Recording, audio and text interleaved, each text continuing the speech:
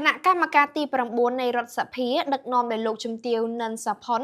និងឯកឧត្តមបណ្ឌិតលីឆេងនាំយកអំណោយសម្ដេចមហារដ្ឋសភាធិការធិបតីខួនសុដារីប្រធានរដ្ឋសភា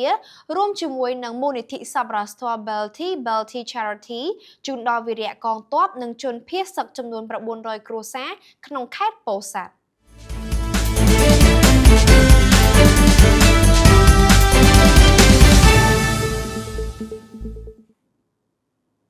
នាព្រឹកថ្ងៃសុក្រទី26ខែធ្នូឆ្នាំ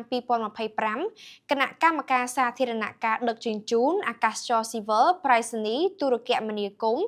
ឧស្សាហកម្មវិទ្យាសាស្ត្របច្ចេកវិទ្យាអ្នកវានុវត្តន៍រ៉ែនិងធម្មពលពាណិជ្ជកម្មរៀបចំដែនដីនគររូបនីយកម្មនិងសំណង់គណៈកម្មការទី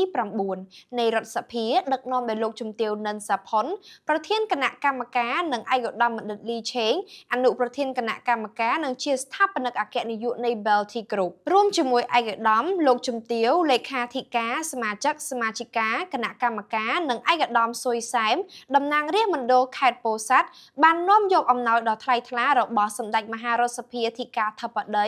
ខួនសុដារីប្រធានរដ្ឋសភានៃព្រះរាជាណាចក្រកម្ពុជានិងអំណោយមូលនិធិសប្បុរសធម៌ Belty Charity ដើម្បីប្រគល់ជូនវីរៈកងទ័ពនិងជនភៀសសឹកចំនួន900គ្រួសារស្ថិតក្នុងខេត្តពោធិ៍សាត់និងទទួលស្វាគមន៍ពីឯកឧត្តមខុយរីដាអភិបាលនៃគណៈអភិបាលខេត្តកម្មវិធីប្រគល់អំណោយនេះក៏មានការអញ្ជើញចូលរួមពីគណៈគ្រប់គ្រងបុគ្គលិកសាស្ត្រាចារ្យលោកគ្រូអ្នកគ្រូនិងតំណាងសិស្សនិស្សិតនៃ Belty មួយចំនួនផងដែរថ្លែងក្នុងពិធីនេះលោកជំទាវ និន សាផុនប្រធានគណៈកម្មការទី9នៃរដ្ឋសភាបានពំនាំនៅប្រសាសន៍របស់សម្ដេចមហារដ្ឋសភាធិការធិបតីខួនសុដារីប្រធានរដ្ឋសភា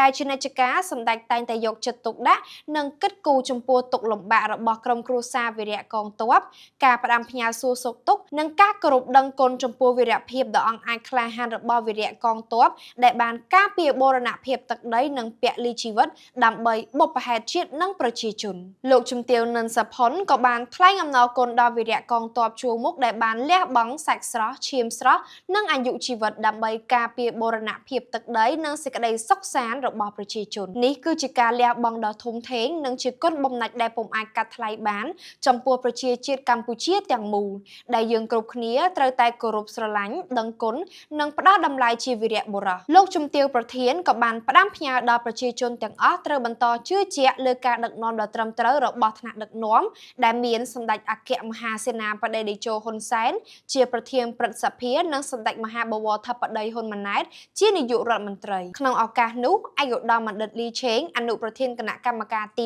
9នៃរដ្ឋសភានិងជាស្ថាបនិកអគ្គនាយកនៃ Belty Group បានមានប្រសាសន៍ថ្លែងអំណរគុណចំពោះការលះបង់ដ៏ធំធេងរបស់វីរៈកងទ័ពនិងបានចូលរួមរំលែកការលំបាកជាមួយបងប្អូនជនភៀសសឹកផងដែរឯកឧត្តមបណ្ឌិតបានជម្រាបជូនផងដែរថារដ្ឋសភានៃព្រះរាជាណាចក្រកម្ពុជាជាពិសេសអ្នកតំណាងរាស្ត្រទាំងអស់តែងតែគិតគូរអំពីសុខទុក្ខរបស់វីរៈកងទ័ពក្នុងកលៈទេសៈដ៏លំបាកនេះហើយស្មារតីរួមសាមគ្គីគ្នាខ្មែរតែមួយបានធ្វើឲ្យចលនាជាតិនិយមបានកើតឡើងនិងបានរួមគ្នាជាកម្លាំងសាមគ្គីជាតិដ៏រឹងមាំជាមួយស្មារតីនេះប្រជាជនកម្ពុជាទូទាំងប្រទេសនិងគ្រប់មជ្ឈដ្ឋានព្រមទាំងសប្បុរសជននានាហើយក្នុងនោះក៏មានគណៈគ្រប់គ្រងបុគ្គលិកសាស្ត្រាចារ្យលោកគ្រូអ្នកគ្រូនៃ Belty Group ព្រមទាំងសិស្សានុសិស្សនៃសាលា Belty អន្តរជាតិនិងនិស្សិតនៃសាកលវិទ្យាល័យ Belty អន្តរជាតិគ្រប់ទីតាំងបានចូលរួមបរិច្ចាគដោយស្ម័គ្រចិត្តនិងតាមលទ្ធភាពនៅថវិកាគ្រឿងឧបភោគបរិភោគនិងសម្ភារៈប្រើប្រាស់ជូនដល់វីរៈកងទ័ពដែលកំពុងឈរជើងនៅលើសមរភូមិជួរមុខនិងគ្រួសារវីរៈកងទ័ពព្រមទាំងជនភៀសសឹកដែលកំពុងរងផលប៉ះពាល់ពីការឈ្លានពានដ៏ឃោរឃៅនិងអមនុស្សធម៌របស់ទាហានថៃ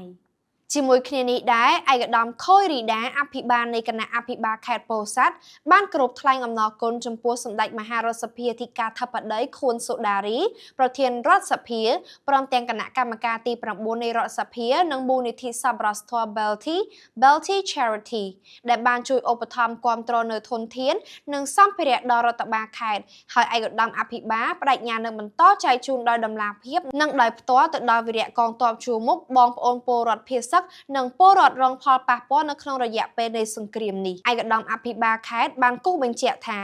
នេះជាស្មារតីសាមគ្គីភាពស្នេហាជាតិខ្មែរជួយខ្មែរទោះក្នុងកលៈទេសៈណាក៏ដោយក៏ប្រជាជនកម្ពុជាទូទាំងប្រទេសរួមជាមួយនឹងភាពអង់អាចក្លាហានរបស់វីរៈកងទ័ពជួរមុខយើងដែលបានបញ្ចូលគ្នាជាធ្លុងមួយគឺពិតជាកម្លាំងសាមគ្គីដ៏រឹងមាំមហាសាលជាអាវុធដ៏ស័ក្តិសិទ្ធិបំផុតក្នុងការកម្ចាត់សត្រូវឈ្លានពានឲ្យវិនាសអន្តរាយដោយនាងខ្ញុំហុងពុតបូរមីផ្សាយចេញពី Belty IUU សូមអរគុណសូមជម្រាបលា